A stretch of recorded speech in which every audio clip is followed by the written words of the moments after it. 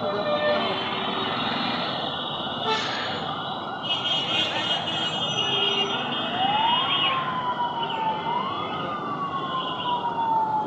ঢাকার বিশেষ করে ঢাকা মেডিকেল কলেজ এলাকাটি খুব গুরুত্বপূর্ণ এবং এখানে রুগী সবসময় যা আশা করে, যেহেতু প্লাস্টিক বার্ন ইউনিট হাসপাতাল এবং পাশে ঢাকা বিশ্ববিদ্যালয়। আমরা দেখতে পাচ্ছি প্রচণ্ড জ্যাম। এই জ্যাম এখানে আসলে লেগেই থাকে।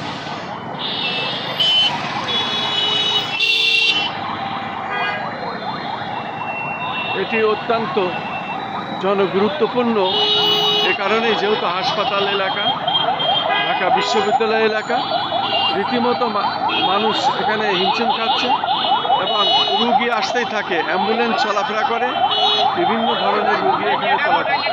আমরা দেখতে পাচ্ছি পুলিশ রীতিমতো এখানে হিমশিম খাচ্ছে,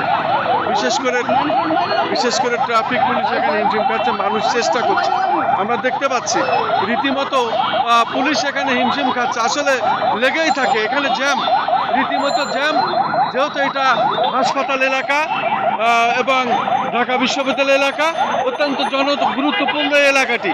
এখানে ট্রাফিক পুলিশ বা পুলিশ তারা রীতিমতো হিমশিম খেয়ে যাচ্ছে। আসলে এখানে পুলিশের সংখ্যা বাড়ানো দরকার, কারণ এই এলাকাটি খুবই জনগুরুত্বপূর্ণ।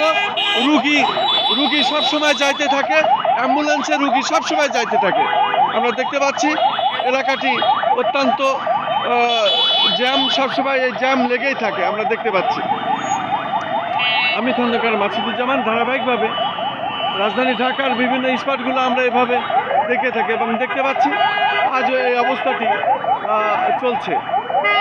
এবং কিছু গাড়ি যখন যেতে পারছে না, তারা তখন আবার ব্যাকে আসছে, তারপর আবার অন্যরা গেলে তারপরে সে আবার যাচ্ছে। আমি এটা দেখতে পাচ্ছি।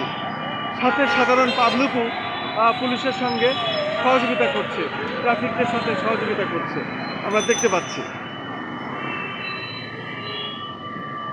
আমি খন্দকার মাসুদুজ্জামান। ধারাবাহিকভাবে আমার এই কাজগুলি আমি ঢাকা রাজধানীর বিভিন্ন স্পটগুলো, এই ধরনের কাজগুলি আমি ধারাবাহিকভাবে দেখিয়ে থাকি এবং সেটাই দেখিয়ে যাচ্ছি।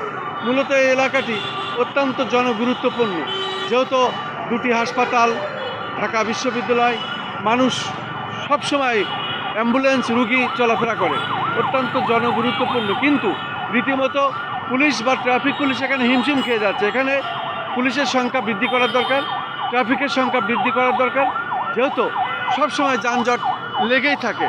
এই জনগুরুত্বপূর্ণ এলাকাটি যথাযথ কর্তৃপক্ষ এটা দেখবেন বলে আমি আশা ব্যক্ত করি এবং সেই সাথে আমি দেখতে পাচ্ছি অ্যাম্বুলেন্স রুগী সবসময় এই পথে যাওয়া আসা করে, আমি দেখতে পাচ্ছি এবং সেটাই আমি দেখানোর চেষ্টা করছি। আমি খন্দকার মাসুদুজ্জামান। ধারাবাহিকভাবে আমার যে কাজগুলো আমি করে থাকি তার ধারাবাহিকতা আজও আমি এই কাজটি করে যাচ্ছি এবং দেখিয়ে যাচ্ছি।